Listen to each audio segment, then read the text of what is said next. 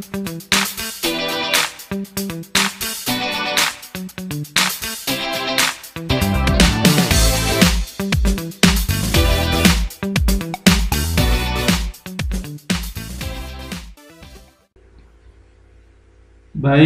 saya awali dulu pertemuan di pagi hari ini. Assalamualaikum warahmatullahi wabarakatuh. Selamat pagi. Jumpa lagi dengan Pak Ahmad Syafi'i di channel Sahabat Belajar Digital.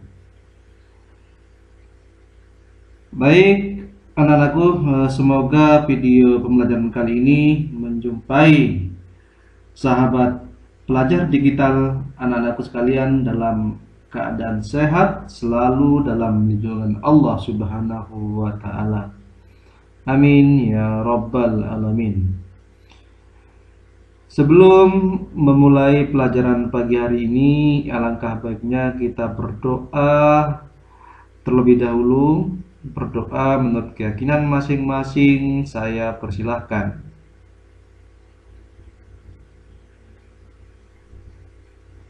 Berdoa selesai. Baik anak-anakku, pada pagi hari ini ya, pertemuan pagi hari ini kita masuk kepada materi keempat, pelajaran produk kreatif dan kewirausahaan kelas 11 UTKP. Sebelum ke pokok pembahasan, Pak Syafi'i akan menyampaikan terlebih dahulu sebagaimana biasanya, yaitu kompetensi dasar, indikator pencapaian kompetensi, tujuan pembelajaran, dan selanjutnya pokok pembahasan. Baik, adapun kompetensi dasar kita pada pagi hari ini adalah pada kompetensi dasar 3.2 dan 4.2, yaitu menganalisis peluang usaha dan merencanakan produk usaha.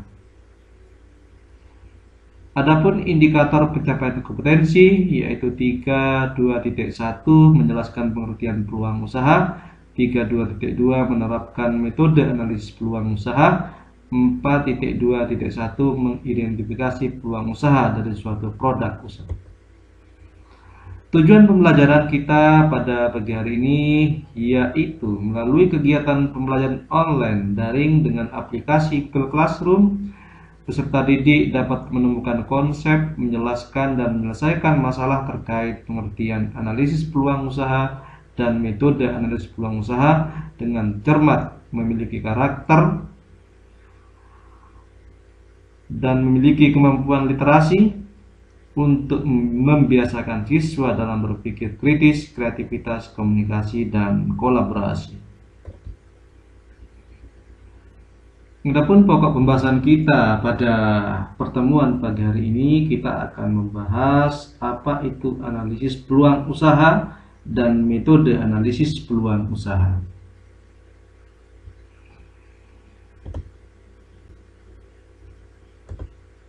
Baik, yang pertama, pengertian analisis peluang usaha. Pengertian analisis peluang usaha adalah proses analisis untuk mengetahui seberapa besar pangsa pasar yang dapat dikuasai dan serta penjualan yang dapat dilakukan oleh usaha yang dijalankan di masa depan. Artinya, analisis peluang usaha adalah untuk mengetahui seberapa jauh potensi nilai yang didapatkan ketika peluang usaha tersebut kita ambil. Dalam menganalisis peluang, terdapat berbagai tahapan atau metode yang dapat digunakan. Berbagai metode analisis peluang usaha ini dapat digunakan agar hasil analisa matang, dapat dipertanggungjawabkan, serta tidak ada penyesalan di kemudian hari. Dengan begitu, sebagai seorang wirausaha, kita tidak salah mengambil peluang usaha untuk dijalankan. Oleh karena itu, analisis peluang usaha sangat penting sebelum memulai usaha. Saya ulang lagi, pengertian analisis peluang usaha adalah suatu analisa untuk mengetahui seberapa besar pangsa pasar yang dapat dikuasai serta penjualan yang dapat dilakukan oleh usaha yang akan dijalankan di masa depan. Ya. Analisis peluang usaha. Saya ulang lagi. Analisis peluang usaha bertujuan untuk melihat potensi yang ada pada peluang usaha. Semakin baik potensi peluang usaha, maka keberhasilan atau kesuksesan semakin depan mata. Sebaliknya, apabila potensi peluang usaha kecil, maka perlu dipikirkan kembali untuk memulai usaha tersebut. Analisis peluang usaha yang baik tentunya akan mendapatkan data yang lengkap mulai dari pangsa pasar, perkiraan penjualan yang dapat dilakukan, kekuatan bisnis lawan atau kompetitor, strategi kompetitor, kelebihan dan kekurangan produk kompetitor. Berbagai data tersebut dapat digunakan untuk modal dalam merencanakan usaha yang akan dijalankan agar lebih baik dan memiliki nilai lebih daripada kompetitor yang sudah menjalankan usaha tersebut.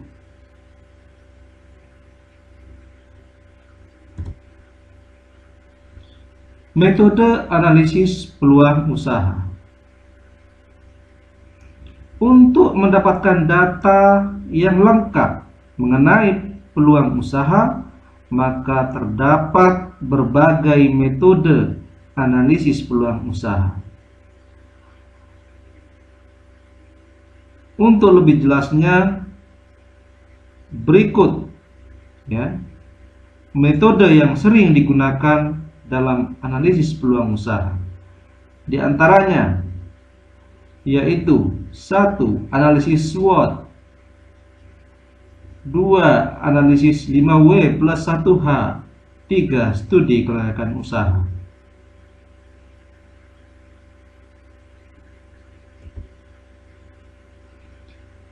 Kita bahas yang pertama, analisis SWOT.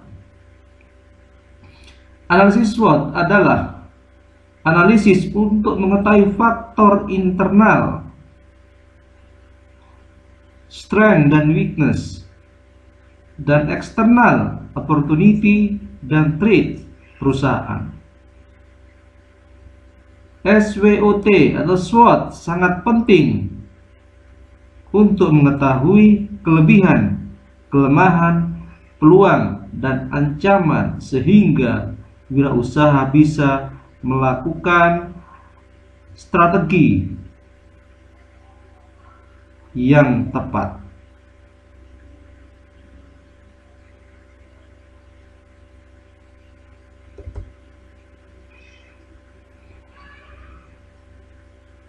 Analisis SWOT digunakan untuk mengatur kekuatan, kekurangan, peluang, ancaman utama terkait usaha yang akan dijalankan ke dalam data yang terorganisir. Strategi atau kekuatan dan weakness atau kelemahan ya, berasal dari usaha yang sedang kita lakukan. Sementara itu peluang dan ancaman berasal dari luar perusahaan Anda atau kompetitor. Lalu analisis SWOT digunakan untuk mengetahui apa saja?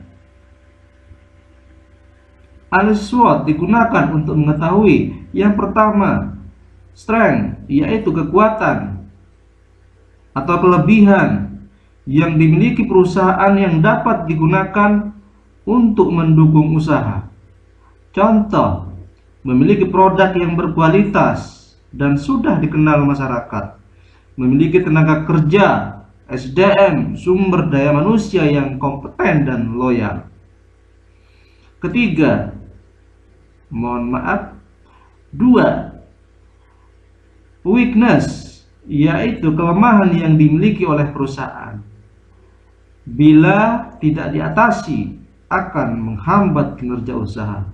Contohnya, karyawan yang kurang pengalaman. 3. Opportunity, peluang atau kesempatan untuk mengembangkan usaha. Selanjutnya yang keempat, threat, ancaman, gangguan atau hambatan.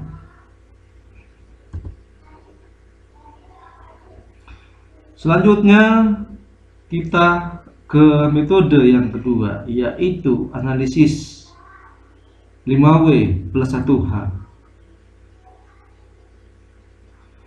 Analisis 5W+1H adalah metode analisis yang dapat digunakan dengan menjawab berbagai pertanyaan yang akan muncul ketika peluang usaha tersebut kalian ambil dan kalian jalankan sebagaimana mestinya. 5W+1H adalah kemampuan. 5W+1H adalah kumpulan dari kalimat tanya yang terdiri dari what atau apa, where di mana, when kapan, why mengapa, who siapa, dan how bagaimana.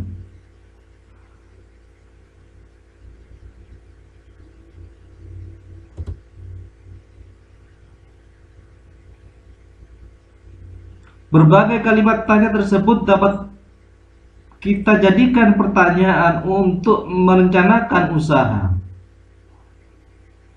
Proses perencanaan yang baik tentunya akan menghasilkan hasil atau nilai yang baik juga. Untuk analisis 5W+1H dapat dilakukan sebagai berikut. What, produk apa? Where, di mana lokasinya? When, kapan akan memulai? Why, mengapa milih produk ini? Who, siapa orang yang akan terlibat di dalamnya? How, bagaimana menjalankan usaha ini? Nah, itu pertanyaan-pertanyaan yang harus dijawab oleh pelaku usaha atau pebisnis yang akan memulai usaha. Selanjutnya kita ke metode yang ketiga, yaitu kelayakan usaha, studi kelayakan usaha. Apa itu studi kelayakan usaha atau studi kelayakan bisnis? Yaitu adalah suatu metode analisis peluang yang dapat digunakan wirausaha. Studi kelayakan bisnis adalah suatu proses penelitian yang dilakukan pada rencana bisnis untuk menganalisa usaha saat dioperasionalkan secara rutin dalam rangka untuk mencapai keuntungan maksimum dalam waktu yang tidak ditentukan, atau tidak hanya layak atau tidaknya bisnis dibangun. Sebagai contoh, rencana peluncuran produk baru. Perhatikan ya, sebagai contoh rencana peluncuran produk baru. Sementara itu, istilah lain terkait studi kelayakan bisnis adalah suatu kegiatan yang digunakan untuk menilai sejauh mana manfaat atau tujuan yang dapat diperoleh dalam melaksanakan suatu kegiatan. Dari pengertian di atas dapat disimpulkan bahwa studi kelayakan bisnis adalah menganalisis faktor-faktor bisnis. Dalam menentukan rencana bisnis tersebut harus dilakukan, tidak dilaksanakan ataupun ditunda. Dan untuk menilai kelayakan dalam pengembangan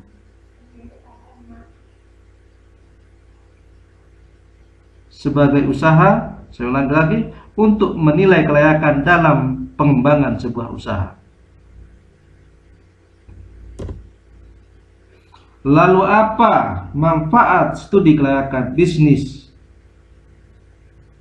Manfaatnya yaitu adalah sebagai berikut. Manfaat studi kelayakan bisnis antara lain digunakan untuk merintis usaha baru, mengembangkan usaha yang sudah ada, memilih jenis usaha yang paling menguntungkan.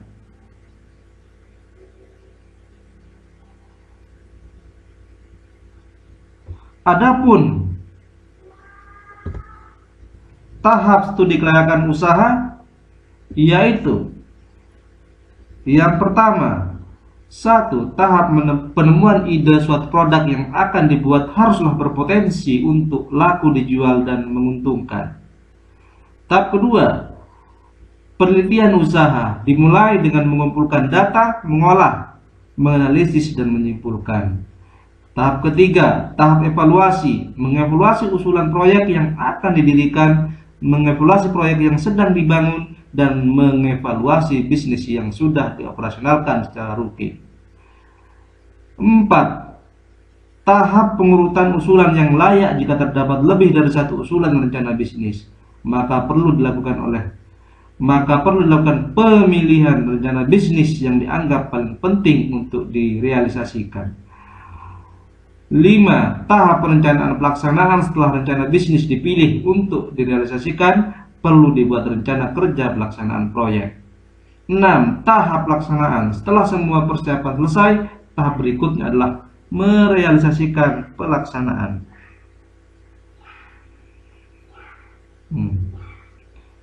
Dari beberapa tahapan ini, tujuan studi kelayakan bisnis yaitu untuk menghindari keterlanjuran penanaman modal yang terlalu besar pada peluang bisnis yang kurang menguntungkan. Baik anak-anakku sekalian, mungkin itu yang dapat Pak Safi sampaikan dalam pertemuan di pagi hari ini. Kurang dan lebihnya Pak Safi mohon maaf. Jika ada pertanyaan silahkan ditanyakan di forum kelas Google Classroom. Baik, terima kasih. Saya akhiri pertemuan di pagi hari ini. Semoga kita selalu diberikan kesehatan dan selalu mematuhi protokol kesehatan yang dianjurkan oleh pemerintah. Semoga pandemi virus corona ini segera berakhir dan kita belajar kembali secara normal. Saya akhiri. Terima kasih. Wassalamualaikum warahmatullahi wabarakatuh.